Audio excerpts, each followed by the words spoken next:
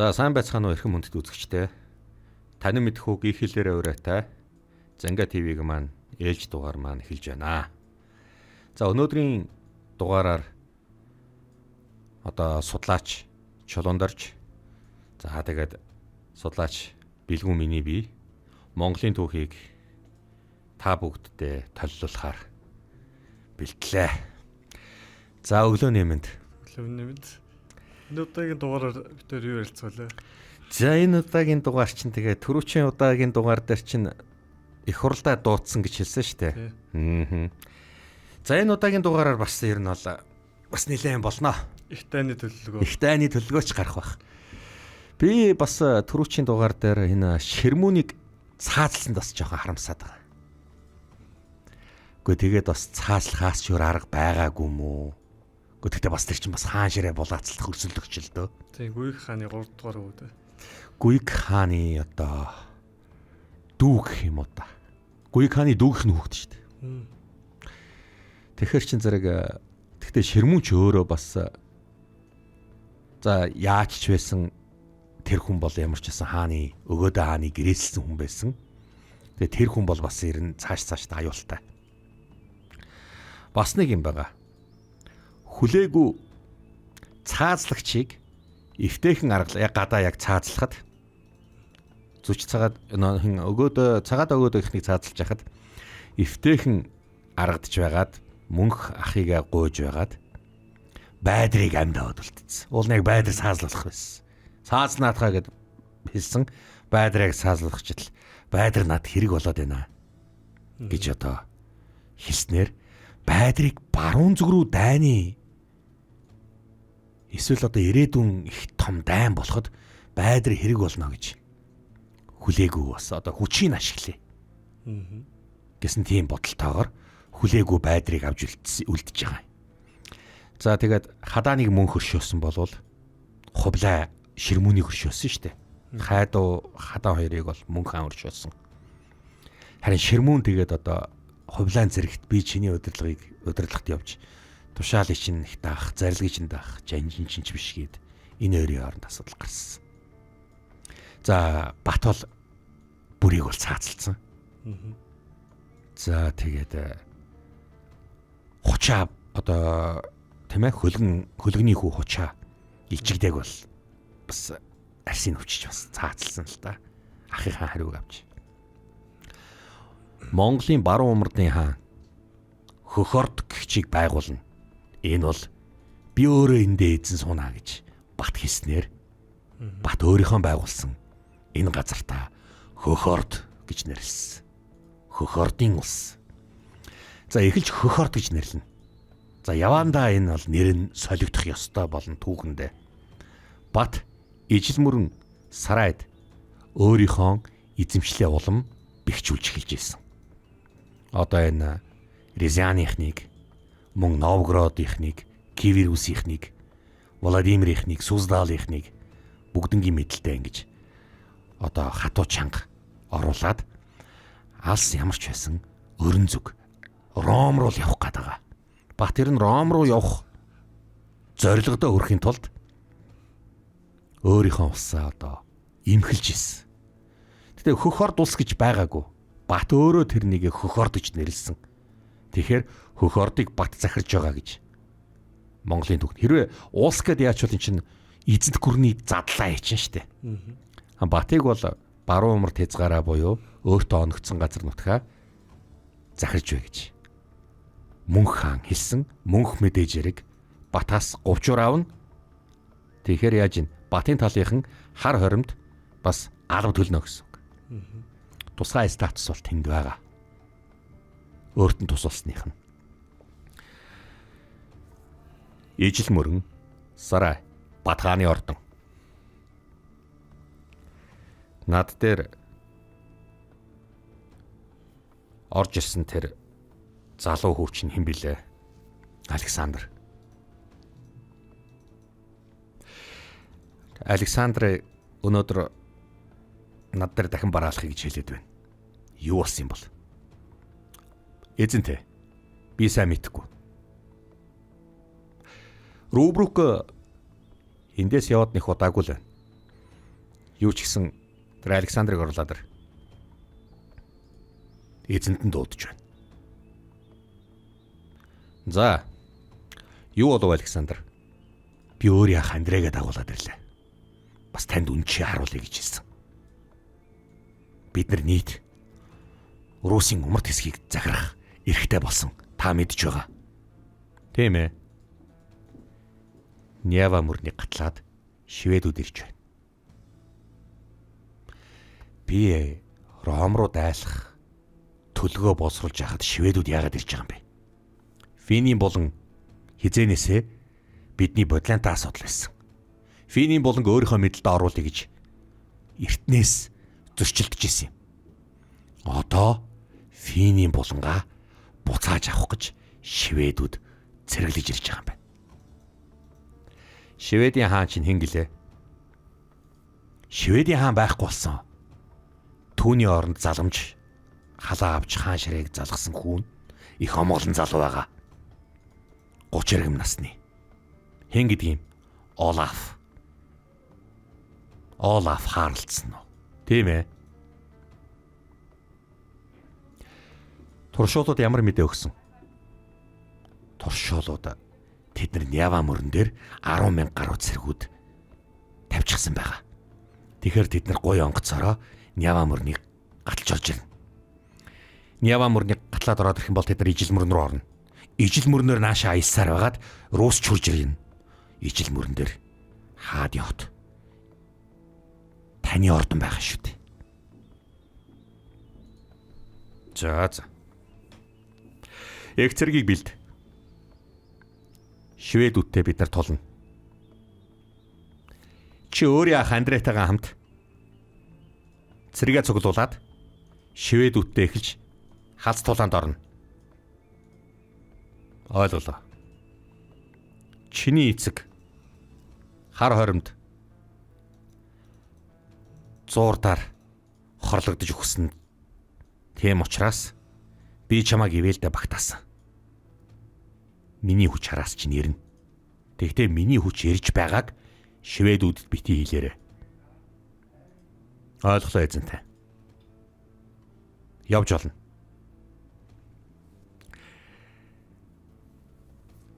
Хаант минь. Одоо бид Ромтой биш Шведтэй байлдах юм уу?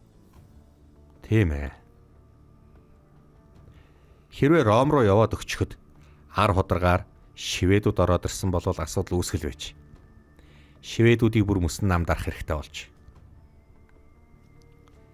Швед рүү бараг 10 жилийн өмнө хаан хүү бүрий орох гэж байгаад буцаж дуудагдсан. Шведүүд мөн Норвегууд бүгдээрээ Балтийн тэнгисийн хойд хэсгийг хамгаалалт гаргачихад байсан. Одоо өөрсдөө ирж байна. Санаа зовлтгүй. Тэд нэр монголчуудын сэлмний эрийг мэдрээгүй бололтой. Мэдрүүлэх цаг болж. Хар ормос мэдээ байна уу? Одоогор алга. Мөнх утахгүй их дайны хуралдаа хуралдуулна гэж хэлж илээ. Заац. Тэр дайн хаашаа юм? Сүн ус руу бөгөөд баруун зүг рүү гэж. Би таамаглаж байна. Миний таамаг бараг ирнэ үнэн болох бах. Бат эзэнтэй. Тийм учраас хэрвээ баруун зүг рүү дайрч байгаа бол бидний тусалцааг заавал авч таарна. Ойлгомжтой. Эхлээд шведуудын асуудлыг зэгслэх хэрэгтэй. Александр тэнцээ ахтайгаа цуг байж гэнэц. Александрыг хөдөлсөний дараа 5 хоноо дараас нь цэрэг аваад хөдлөн шүү. Би өөрийн биеэр хөдлөн. Та сарайда байж ивэл уулна хэрэггүй. Ингэж суусаар би эндээ илжирлээ. Би аваг ах шиг ард суугаад өөрөө хөдлөхгүй байхыг эсрэг үтсдэг хүн. Би өөрөө зэрэглэнэ. Бэрхэд бас хэл. Шибанд бас хэлээрэ. Дүүнарт маань бүгдээрэнд нь хэл. Ойлголоо Бат эзэнтэй. За, Бат шведүүдтэй дайтахар болсон байна. 1254 оны 100 Нявамөр шведүүдээр гол гаталж байгаа мөн үү? Мөө. Тэгэхээр яахаргүй энэ мэдээ үнэн болж тэд нар Финий буланг булаацалдах гэж ярьж байгаа бол та. Ер нь ихэд яагаад Финий буланг булаацалтаад байгааг чи ер нь мэдхүү. Усан бомблуулъя гэдэг. Тэд нар усан бомб булаацалддаг. Хамгийн чухал усан зам бол их газрын гүн рүү ордог усан зам нь Нявамөр. Нявамөрнөөс ижил мөрөн салбарлана. Хоошоо. Тэгэхэр чин зэрэг Нявамөрөнд орж ирж байгаад ижил мөрний урсгал руу орно. Тэгжээж л эдэр их газар руу орно. Уул нь бид нар гарал нэгтээсэн биш үү? Аха. Одоо өөр болсон. Олон жил өнгөрсөн. За ямар ч лсэн зэрэгэ бэлд. Шведүүдийг бид нар тавтайхан хөтөх болно.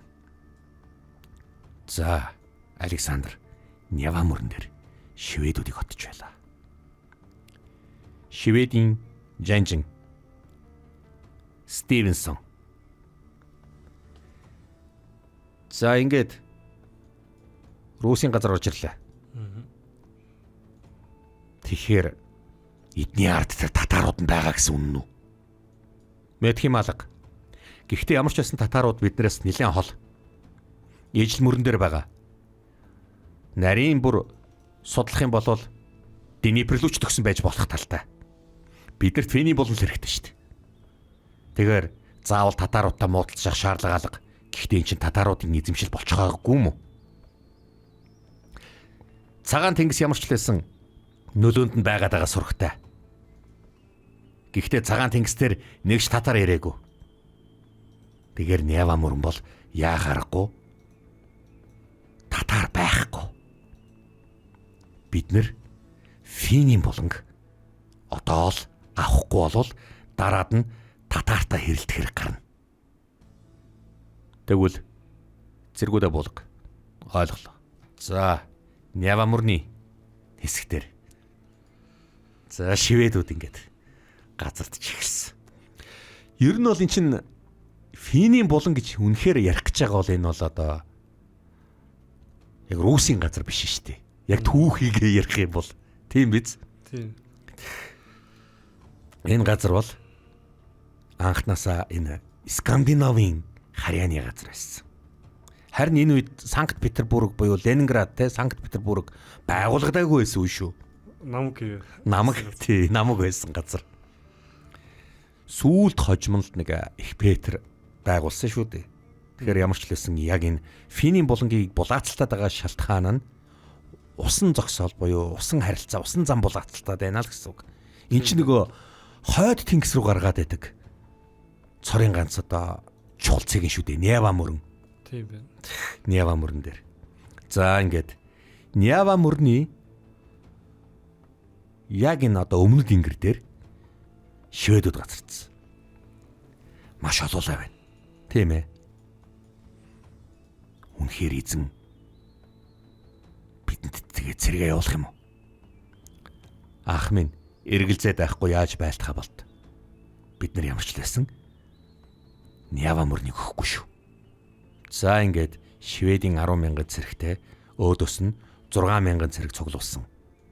Александр одоо ингээд тосч авсан. Аха. Та зүүн жигүүрийг бариад орчих. Би баруун жигүүрээр нь бариад орно. Харин явган цэргүүдийг голоор нь оруулъя. Хоёр талаас мартаа оръё. Бидэнд хөрөлцөж морь байхгүй. За энэ үед чинь бас руусчууд чинь бас явган байсан шүү.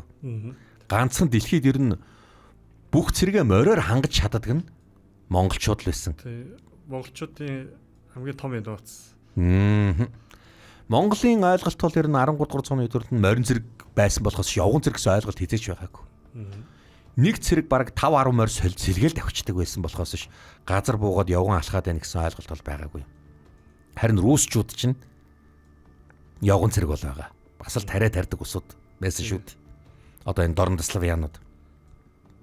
Ийхүү 1254 оны зуны дунд сард Нева мөрөн дээр Александр Шведийн одоо жанжин Стивенсонтой байлцсан. За энэ байлдаан бол дэндүү ширүүн болсон. За энэ байлдаанд бол яа харахгүй ингээд одоо бүслүүлчихгүйгийг хичээгээд байсан. Цаад бол 10,000 цэргийн хүчээр маш хүчтэй дайраад харин Александр бол ганц ч ухрахгүйгээд чадлаараа хэрвээ би нэг л ухрах юм бол өөрийг алсан хамаагүй дээр. Тийм болохоор зэрэг би одоо зогсож байгаа газараасаа ганц ч урагшлахгүй. Харин 1-2 урагшилж давшина. Ганц ч хоошлохгүй 1-2 урагшилж давшина гэд ингээд шведүүдтэй ингээд яг байлдаан нэгэ болж исэн. Тулдаан яг нэг өдөр болоход айл талд дэндүү хохирол үзсэн. За маргааш нь шведүүд өөр арга тактикаар тулалдсан. Ингээд шведүүд бүх хүчээ тавиад Александртаа яг ингээд байлдаж исэн. Яг энэ байлдаан болж байхад Бат цэргийн удирдаад ороод ирж байгаа. Би өөрийнхөө эзэмшил газрын хойд хязгаарыг хамгаалах ёстой. Гэтэл миний эзэмшил газрын хойд хязгаарт алс далайн чандаас үл танихтай ачид ирсэн. Тиймээс тэднийг одоо буцсах хэрэгтэй. Бид өөрийнхөө эзэмшлийн төлөө байлдана. Та нар надтай хамт уу? Бат хааманд тухай. Хураа. За ингээд цэргүүд нь ингээд. За Батхан бол шууд ширвэгч шидэд гэсэн холоос. Хэрвээ бид нэр энэ ширвэгчийг шидээд ах юм бол Александрийн цэргүүдийг ончно. Үгүй ээ. Бид нэр баримжаа авцсан байгаа. Александрийн цэргүүд бүгдээрээ улаан дуулах тавьж байгаа. За нэг юм одоо улаан шаргал дуулахтаа ингээд явцгааж ирсэн. За ингээд тэр дуулахтаа тэр холоос тэгж харагдаж байгаа туг нь ингээд байж байгаа. Тэр тугны цаана л очиж одоо ширвэгчдийг шидэх ёстой. Тэгэхээр чин зэрэг хэмжээгээр ингэж онсон техник чинь тэнцээ бууж байгаа. Шведүүд бөөн өмнө болсон. Одоо ширвэгчдийг болоо. Харваачдыг оруул. За ингээ харваачд орж ирсэн. Батын тушаалаар за ингээ харваад гисэн. Би хэлээгүй Андреаха. Бат эзэн биднийг хамгаална гэж. За ингээд улам зориг ороод байлтахад Бат цэргэлэн орж ирээд шведүүдтэй байлдсан. Тэр өдөртөө ер нь бараг нэг 3-4 цагийн тулдаан дээр Бат бүгднгийн яар зогсон байна. Олдог сэдэг авэдэр. За эдэр чинь маш том биетэй. Лагс тийм том биетэй. Сагал ихтэй. Сүх бамбай ил цэлмээр толддог хүмүүс байна. Нэг бамбай нас зарим нь модон юм байна. Гэхдээ зарим ч бас төмөрн ч юм байна. Эднэрийн зэвсгийн шинжилэлт биднийг бас гүйцэхгүй юм байна да. Бүгднийг нааш авчир. Александр. Алуу. Хэлий мэддэг хэлмэрч нэ аваад. Ойлголоо эзэнтэй. Та нар яагаад миний эзэмшил газрын умар зүгт ирсэн? Манай хаан эзэн яагаад таанусыг ин ч ирсэн бэ гэж асууж байна. Фенийн болон биднийх Нева мөрөн ч гэсэн бидний үгдээ эцсих. Гэтэл энэ русчууд биднэртэй гарал нэгтэй мөртлөө энэ газрыг эзэмшиж байна. Үүнийг би зөвшөөрөхгүй. Энэ хүн хий. Жанжин Свенсон. Түүнийг урд миний өмнө аваад ир. Би чамд нэг юм хэлье. Танаа хааныг хингэлээ? Олаф гэлөө. Тийм ээ. Хаандаа очиж хэл. Миний газар нутагт дээр яасан ч дахиж ирж болохгүй. Ирхэл юм бол бүгд өхнө гэж хэлээрэ. Бүх олзлогчдыг цаазал 10 хүнийг амьд үлдээгээрэй. Эсвэл хор. Ойлголоо. Эзэнтэй. За ингээд олдсон хүмүүсүүдээ бүгднийг батын тушаалаар цаазалж байгаа. Наа жанчны навэдэртэй. Энэ үний зүрхийг сугал. Ойлголоо эзэнтэй. Шууд зүрхийг сугалсан. Тэр ард үлдсэн байгаа хүмүүсийг нүдэн дээр нь зүрхийг суглаад маань жанчныхаа зүрхийг ав. Эзэн хаан олов хаалцсан даваач шиг. Миний нутагт ирэх юм бол өөрийг чинь ингэнэ гэж Бат хаан уламжилж байна. За яг ингэж хэлээд явсан. Сүртүүлсэн. Ингээд нөгөө нэг 10 хэд хүн ганц цаваа унаал буцаад явсан юм. Энэ том ялгуулсан том ялалт бол Батын дэмжлэгтэйгээр ялсан. Харин энэ тулдаанд ганц ч одоо айж хулчигаагүй эцээ өртөл тулдсан болохоор зэрэг Александрыг Бат хаан хуурай дүүгээ гэж аль бие осоор одоо хуурай дүү, хуурай хүү гэж бас нэрлэнэ. Энэ цагаас эхлэн Александр умард хязгаарыг захирах хэрэгээ авсан түүхэнд түүнийг Нява мөрний Александр буюу Орос хэлэн дээр Александр Невский гэж бичнэ. Бат хааны хуурай дүү.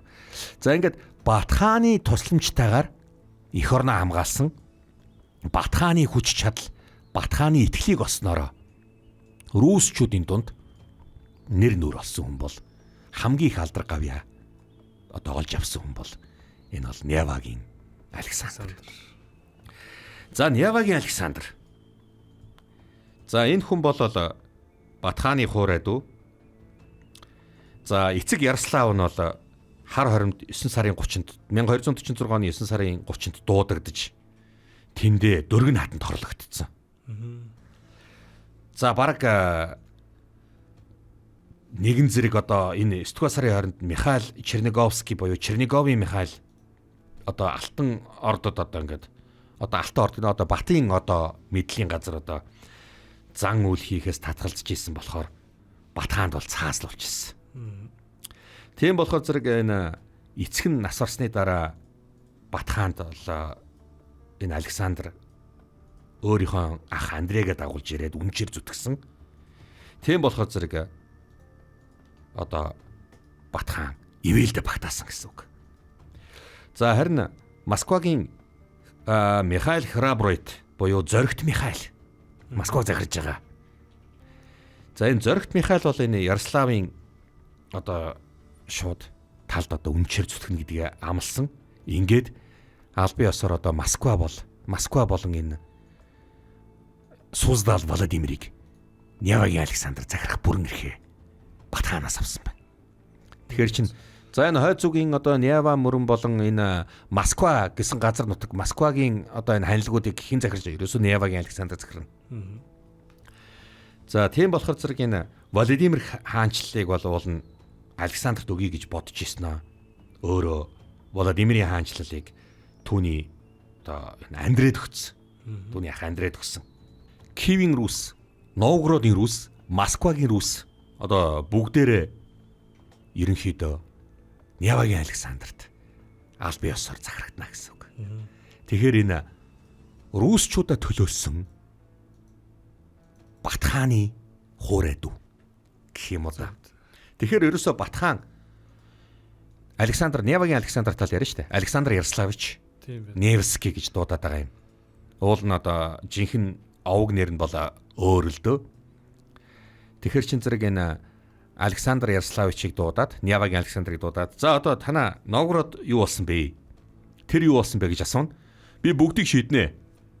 Хуурай ах минь гэж хэлчихэд Новгородын банкийг дуудаад өч одоо яагаад юм бэ? Одоо Баттад одоо ингэж тийм ээ. Москвагийн банкийг дуудаал чи одоо хөөе тэр тооцоо яасан бэ тэр одоо татвар цаг тухайд нураалах юу болсон бэ? Киевийн банк дуудаал. Ингээд ерөнхийд нь бол ингээд хин Александр бариад авчиж байгаа. Тийм ээ.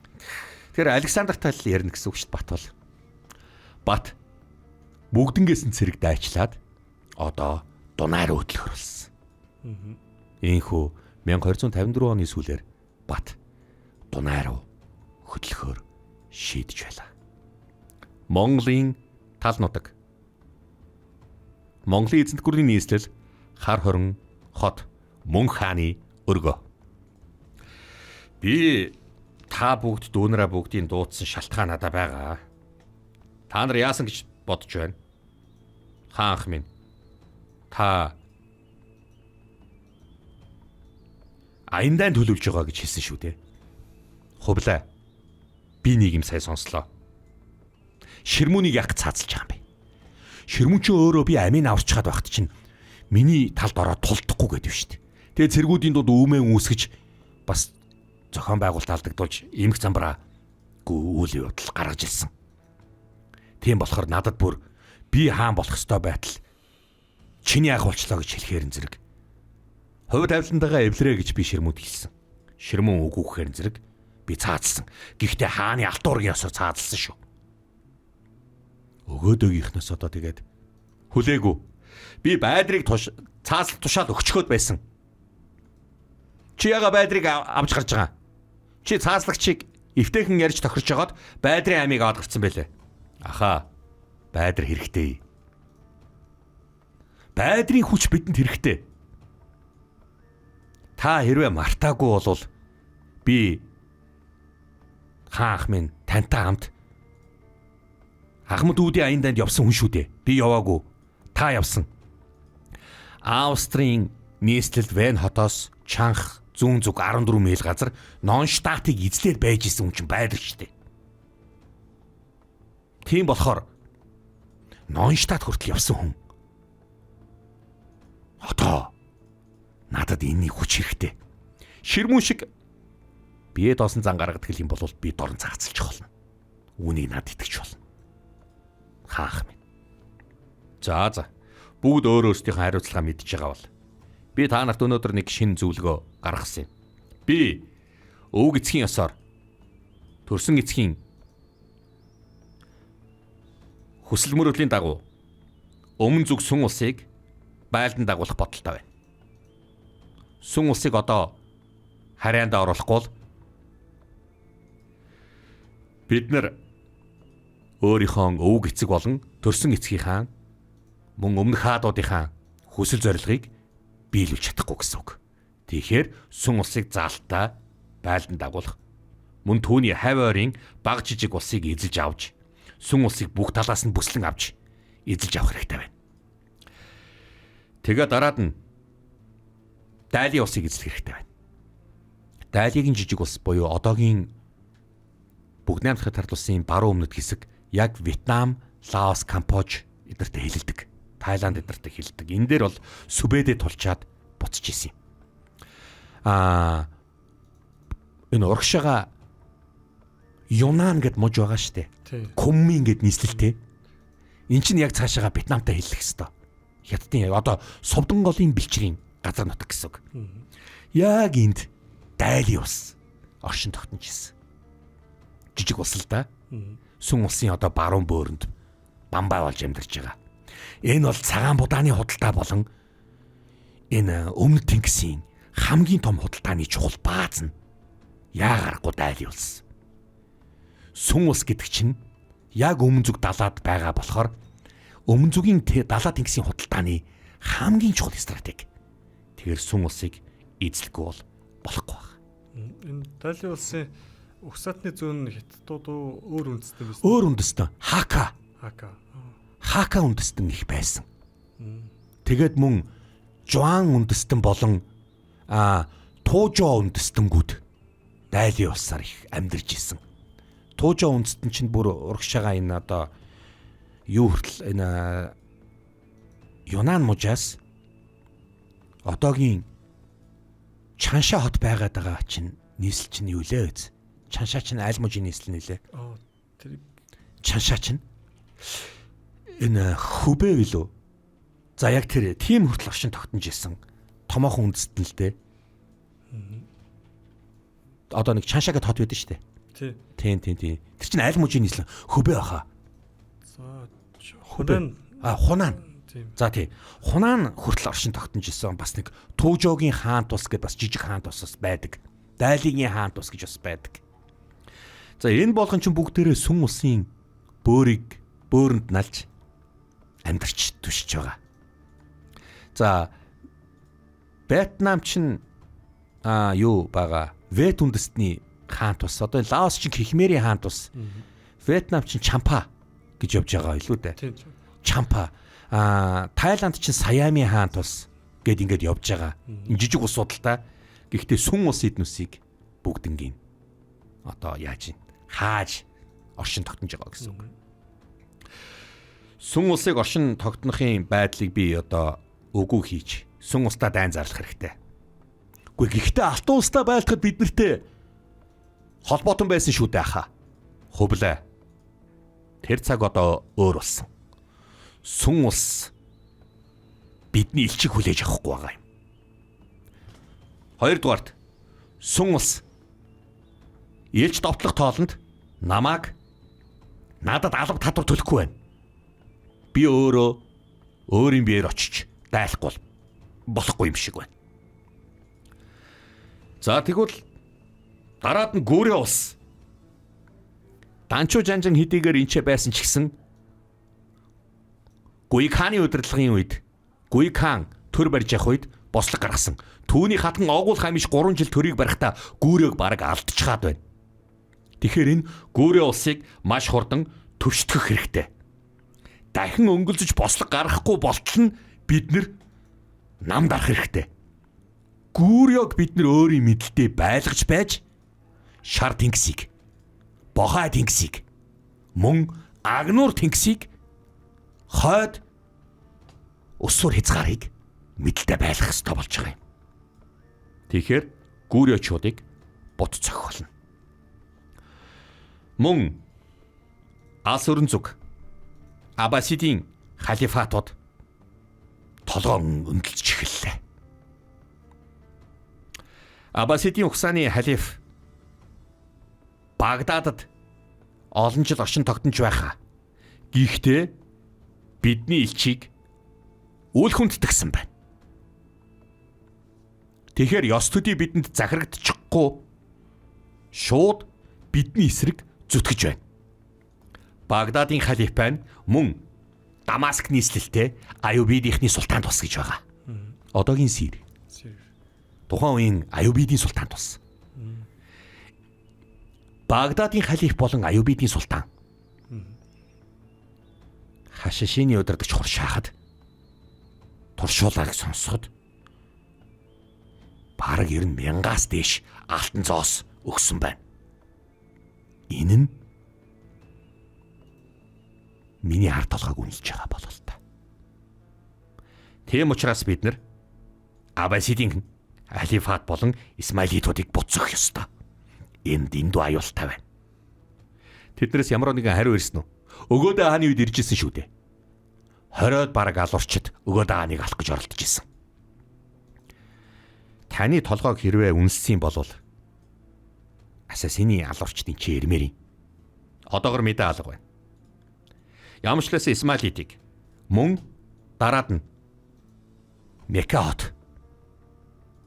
Энэ бол исламын шашны төв суурь байсан газар. Төв суурь байдаг. Зүнч Мухаммед тэнцээ Мекка хотыг исламын одоо хамгийн том суурь төв болгочихсон юм. Мекка хотыг эзлэх хэрэгтэй. Мөн Медина. Тэгэд Мисрийг эзлэх хэрэгтэй. Мисрийн байдал зүгээр л байгаа шүү дээ. Нийл мөрөн дээр Фатимидууд өөрсдийнхөө боолд хаан ширээг алдсан. Олон жилийн өмнө Венецийн худалдаачдад худалдаалж исэн Хипчакийн каманууд тэнцээ өөрсдийнхөө Мамлюкийн султан тусыг байгуулчихад байна. Энэ бол бидэнд хамгийн аюултай том дайсагналцал. Тэгээд шулуухан хэлэхэд гүүрээ улсын хаан өөрийнхөө нийслэлээ Канхавар руу бидний зөвшөөрлгүй нүүлгсэн байна. Канхавар гэдэг рүү нүүлгсэн байгаа. Гүүрээчүүд. Би их газарт нүүлгмээр байна. Энэ улсын хаан өөрийн биеэр надад бараалахаас татгалцсан. Бас Франц Ромын папийн нөлөөний баруун Европын улсуудыг эзлэх хүсэл надад байна. Гэхдээ би энийг батад даатгаж байгаа. Та бүгд ямар бодолтой байна? Эрх мөндөд жанжид, хан хүүд, мөн хаан, агуу хаан, таны хүслээр л болъё. Та өөрөө яаж байлдах, яаж дайны төлгөөгөө зохиохоо бидэнд хэл. Бид даруй таны даалгавар, таны зэргийг биелүүлэх болно. Энэ Рубрукийг явсны дараа нааша илч явуулаагүй. Рубрук 1253-аас 55 оны хооронд 2 жил гаруй Монголд байсан хүн л дээ. Бас түүний аялал нь 2 жил хагас байсан гэж яриад байгаа шүү дээ. Тий. Харин надад тус болох хүн хэрэгтэй байна. Даанч их багш маань алга. Харин түүний хүү үнчээр зүтгэн. Та суудлаасаа бос. Мөн хаан, та тушаалаа буулга. Таны тушаалыг биелүүлье. Энэ бол бидний их багш, их жанжин Сүбэдэгийн хүү, Урайхада. Урайхада баатар бол яа харахгүй эцгээсээ химиг сурсан бөгөөд үргэлж эцэгтэйгээ мөр зэрэгцэж дайн байлдаанд явсан юм. Тийм учраас би энэ дайн байлдааны үйл ажиллагааг явуулах нь зөв эсвэл буруу талаас нь та бүгдийг юу гэж бодож байгааг сонсохоор та нусыг ичээ цуглуулсан юм. Сүн улсыг дайлаар мортхон зүгөө. Тэр нь гарцаагүй зүв. Сүн улсыг эзэлж бид нар өмнөдийн тэнгис дээр байр сууриа олох болно. Баруун зүгийг юу гэж бодож байна? Баруун зүгийг бас дайлаар мортхон ч зүв. Энэ 10 жил чимээгүй байх хугацаанд тэд нар буруу өнд ийсэн. Мөрөөрөө байсан бол хамаа алга. Харин тэд нар Аббасидын халифатууд алба тавтар төлөхгүй. Харин ч бүр бидэнтэй эм зэрэгцэж харьцах ёстой гэж үзэж байна. Тэгэхээр гүүрээчүүдийг номогдох, сүн улсыг эзлэх Аббасидын халифатуудад айдах хэрэгтэй болох нь дээ. Хуралдааг төр зур завсарлаа. Дайны шийдвэр гарах болоогүй. Харин та нар сайн бодцгоо. Надад хэлцгээе. Миний их хатан хотогтой. Чи бас юу гэж бодож байгаа ч гэсэн надад хэлнэ шүү. Хуралдааг өнөөдөр төр зур зогсоё. Өндөрлүүлье. Ноёд тарцгааж болно. За инхүү. Мөнх одоо энэ шийдвэр гаргах чинь шууд хуралдаад за тгий тас тус маргааш явчих гэсэн бол байхгүй шүү дээ. Тий. Бүгдээр ингэ яаж ин та нар бодцгоо бид байлдах ёстой юу? Байлдах ёстой бол яагаад? Хэрвээ байлдах ёсгүй юу? Байлдах ёсгүй юм бол яагаад? Энийг сайн бодох. Хинти нурууны тийшээ авд мөрдөө. Сэтгэл зэрэг хэрэгтэй байна. Хишгтнээс надад 50-100 дагаад яваарай. За эзэнтэй.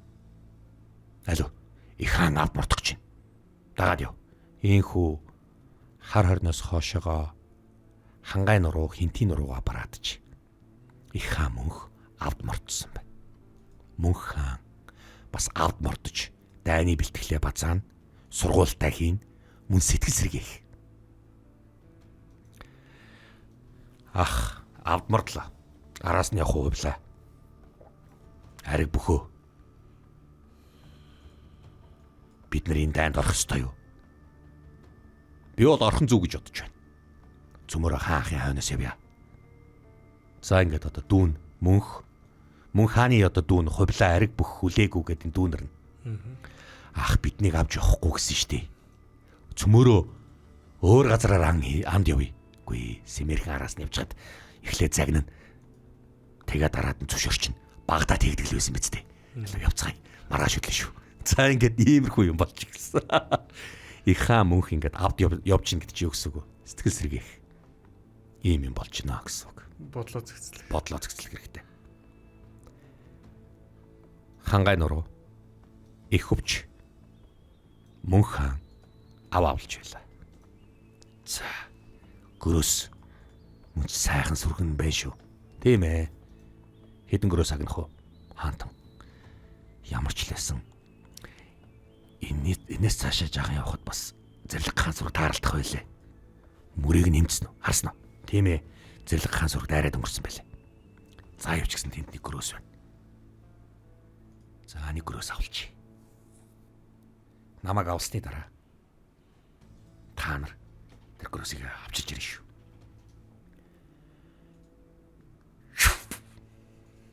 Очоо дахиад тэр. Их хаантан сайхан гөрөөс авлаа шүү. Наадхаа өвчөөд янзл.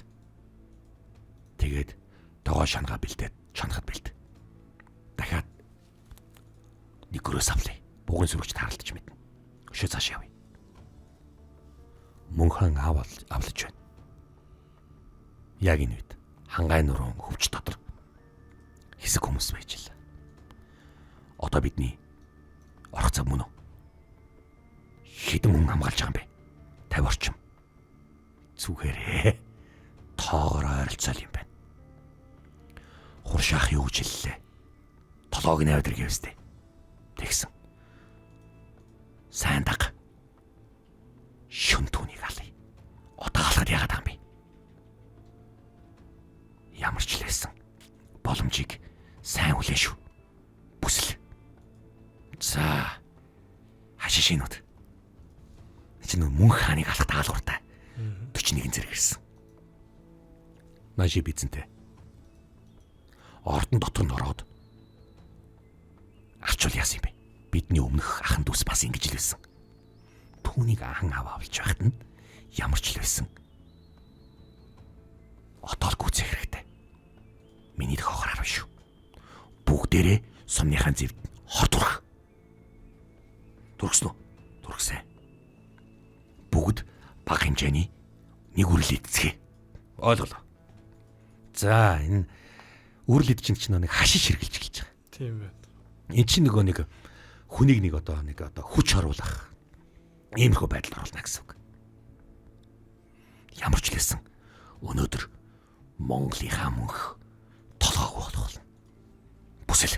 За ингээд одоо таллаас нь хүлээж илаа. Одоо орох уу? Болж илээ. Харуулууд нь яг бол нохоонд нь бити өнөр авчаарай. Нажи бизэнтэй. Юу болов? Мустафа нөгөө жигүүрээс дохоо хүлээж байна. Зүйтэй. Одоо мөн хааны отог. За хаантан минь сайхан цайж амжлаа. Та ч өнөөдөр ангийн хиймэртэй байна. Тийм ээ. Би бас бодж ил байна. Монголынхаа ард түмнийг одоо би яаж жаргах вэ? Миний өвөг эцэгч бас ингэж боддог байсан. Үе үеийн хаадуудын бодол, үе үеийн хаадуудын өндөр алба хэцүүхэн үүрэг над дээр хичээд байна. Хэрвээ энэ дайныг хийх юм бол бид нар гэртээ буцаж ирэх болов. Хэд маань буцаж ирэх бол би үүн дээр л бас их бодолцоол байж байна. Хаант минь санаа зовлтгүй. Одоо бид нар төвшөлтсөн шүү дээ. Ямар ч лээсэн их Монголыг дахин нэгтгэлээ. Бидний хагарч байхгүй болсон. Цагаада өгөөд их нэгэд дарагдсан. Тийм учраас бид нар гадаад бодлогоо одоо тэлэх хэрэгтэй шүү дээ. Тийм ээ. Ноход нэг үнэр аваад байна. Ойр хавцаа ангөрөө байгаа юм болов? Мэдгүй. Ноход үнэр аваад архираад эхэллээ. Чон явж байгаа юм болов? Өдийд гэхийн цагаан өдөр энэ улирлаар чон сүргэлэхгүй шүү дээ. Энд юу байгаа юм бол? Энд ноход яагаад үргээд байгаа юм бэ? Бас л боргоогоод ах юм. Хаант минь санаа зовлтгүй. Алуу. Энэ хавцаа чон сүргэлэхгүй дээ. Бидний хинч дах хэсгүү дээ. Юу болж байгаа юм бол? Хүш. Шаазгаа шиг эсгэрх чимээ сонсноо. Шаазгаа шиг ширч штт. Үгүй ээ. Сайн сонсоход шаазгааг дуурайгаад байна. Хэнийг мэдээ өгч байгаа юм болов? Мэдгүй. Сайн хар. Яг ихний инээнүүдээ оногдол. Хааныг хамгаалаарай. За ингээд ороод иж байгаа байхгүй. Лила хуршаах. За ингээд 41 дайчин дайрсан. Хааныг хамгаалаарай. Бөөн байлдамас. Энд чи юу болж байгаа юм бэ? Мэдхгүй. Хашишины хүмүүс байна. Бүгдээрээ нүрээ хар даваагаар бооцоосон байна. Гайгүй таанахд үзүүлэх нөө. Алуугаар хаантаа та байлдаж болохгүй, та хамгаалах ёстой. Эрсдүүл яах юм бэ? Би байлдах ёстой. Би эдэртээ чи байлдаж л байсан юм. За ингээд одоо бөөн байлдамас. Маш хүчтэй гівгэнт ингээд одоо харуулж орж ирээд. За ер нь мөнх хаан бол нэг 50-60 орчим хишигтэн зэрэг дагуулж явж исэн. Эхний нэг 10 хэдийг нь харваад унгаачих шиг боллоо. За ингээд одоо нөгөө хашишинууд орж ирээд бөөн байлдаан болсон. Маш хүчтэй энэ тэндээс гарч ирж байна. Тэд нар манай энэ хөвчийг сайн судалж гайгүй эдэртээ байлд. За ингээд байлдж идэл. Дахиад ингээд өшөө хүч түрээд ороод ирсэн. Байлдсан хутах шидэн. Маш сайн хутах шидэн. За одоо ер нь бол нэлээд гинти юм байдалд ороод мөн хаан бараг өөрөө бараг байлдж идэл. Хаа байна. За ингээд хувлаа хүлээгүй ариг бүхнэр нь цэрэглэж очсон. Нэмэлт хүч ирнэ гэж хэлээгүй штэ Нажиб. Тийм ээ. Эднэр бол нэг чирх ёсгүй. Ямар ч лсэн хааныг дагаад ирж л дээ. Ухраа. За ингээд зугтаас. Зэвсгээ айцгаа. Та нар чи хэн бэ? Хэдүүн олзолсон бэ? За мэдхгүй. 5-10 хүн. Манай хишигтнээс хэд өгсөн бэ? 30-аад хүн өгчөөд биш тий. Чи юу болж байна? Миний хишигтний харуулын талыг хамгаалагч нарын талыг алж ийн гэсэн үг үү? Хэдүүн олзсон? Хэдүүнийг алсан? За нэг 10-аад ямар ч үсэн 10-аад хүн өгсөн байна. Харин бид нар нэг 6 хүн л олзсон байна. 6-7 хүн олзлоо. Зарим шахагдсан. Ойдэр. Миний урд авчир. Та нар хингээч юу? Чи танихгүй байна уу? Аргагүй л дээ. Чи бол шинэ хаа юм чинь. Бидний хэлийг маш сайн мэдж ах чинь. Бидний хэлийг маш сайн судалсан байна. Хингээч. Хүмүүс үү та нар? Хингээдгээ хэл. Бид нар хуршаахын хүмүүс байна. Яах гэж энэ чирээ? Хашишины чичлэр утганаас хинж зайлж чадахгүй. Та нар ч гэсэн. Хаата. Хашишины хүмүүс байна. Тийм ээ. Исмаилитийн зэргүүд байна. Та нар хэдүүлээ? Хаана шургасан? Хаана уугдсан? Чи хизээч мэдэхгүй. Хуршаах манддгаа. Лэл хуршаах. Шууд юм сэлмээр жижиг сэлэм гаргаснаа бүгд өөрсдийнхөө хоолойг.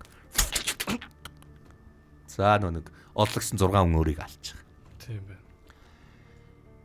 Эн чин даалгавраа биелүүлээд эсвэл биелүүлж чадахгүй бол бүх даалгавртаа олсод хашишины хүмүүс байна. Дахиад хэд байгаа бол өмд нь бас хааны ордонд өгөөд хааны үед хааны ордон дотор орж байгаад хааны ордонд алах гэж оролдож ирснийг мэтгэл юм байна. Гүн чи тэгээд одоо миний их голын цэргүүдээс хишгтэн цэргүүдээс баг энэ чи юу вэ? 39 цэрэг алагдсан байна шүү дээ. Маш сайн байлддаг хүмүүс байна. Үлдсэний яасан? Цутаасан. Араас нь мөрд бүгдийн байр хааны ордон дотор маш яаралтай туршуул явуул. Гадаад гаралтай хүн байхал юм болвол маш хурдан хааны ордны алднаас холдуул төрийн ордонд хэн байна? Хааны өргөнд хэн байна? Зөвхөн хишгтэн зэргүүд одоо байх ёстой. Эднэрийн сүлжээ тагнуул туршуул энэ тэндгүү хүрээд ирсэн байна. Яг хідүүлээ байгаа нь мэддэхгүй байна. Өнөөдөр бидэрт алагдсан л 10 хэд байна шүү дээ. Тийм 16-г аллаа. 17 ч юм уу? Энд чинь яг нарийн тоог нь гаргаад гач 19 байна хаан та. 6-8 орлсон. За 7-8 орлсон. Бусд нь бүгдээрээ алагдсан. Ард одоо хэд байгаа бол? Хаан шигдсэн бол маш нарийн ол. Хажуугаас хашишины чичлүүч гажиж магадгүй шүү. Ол бүгдийг нь ол надад амьдаар нь авчир. Хашишин чутаа одоо энэ учрыг олохгүй бол итэр наашаа ирсээр л байх юм байна. Хайзанд та өөрөө зүгээрээ Ахаа хамт явъя гэд багт чинь та өөрөө биднүүсийг голоод хамт явахгүй байсан биз дээ. Ариг бөхөө одоо чимээгүй. Хувлаа. Хүлээгүй. Ариг бөх дүүнер минь. Бид нарын Исмаилуудын учрыг олох ёстой юм байна. Тийм ээ. Шархтагсад яасан. Тэр дороо нэг худлгууд тэжгэн жагаад өгч гисэн. Яагаад эднэр сэлмнийхаа эрен дээр зэвнийхээ үзүүрт хор турах юм байна. Ямар хор байна? Хар мамп могооны хор болтой. Маш хурдан хамаг биеийн татгнаад амнаас нь цагаан хөлс сахраад царай нөхрөөд нүдэн бүлтийгээд өгсөн шархтагсд маань бат арааны юм хийд юм байна. Маш сайн бэлтгэцэн тайжтай.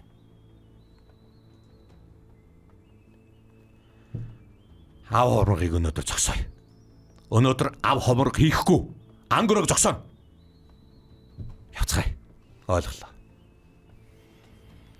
За энэ яг нэг ингэж нэг хашишинууд нэг гэж гиндүүлж дайрах гэж оролцсон. Тийм байна.